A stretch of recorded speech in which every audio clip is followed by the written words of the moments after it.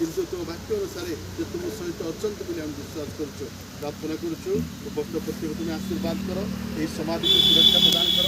जिते आसब जो मैंने तुम मृत्युवरण कर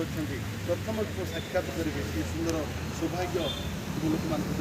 धन्यवाद करुचे प्रार्थना करुचे यही समाधि क्रिय जिते उपस्थित आशीर्वाद कर जो मैंने खोली परिश्रम से आशीर्वाद कर दुखी परिवार पर जो सांत्वना प्रदान कर महिमा गौरव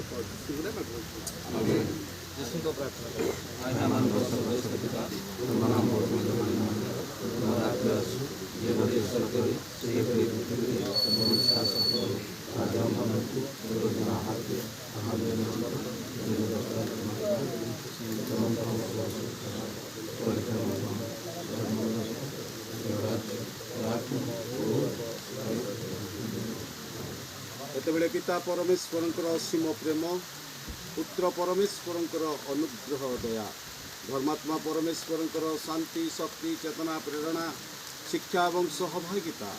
दुखी परिवार प्रति तांकर बंधु परिजन प्रति एठास्थित आम समस्त प्रति संगे संगे रही शांति सांत्वना उपकार मंगल करंतु पिता आमेन।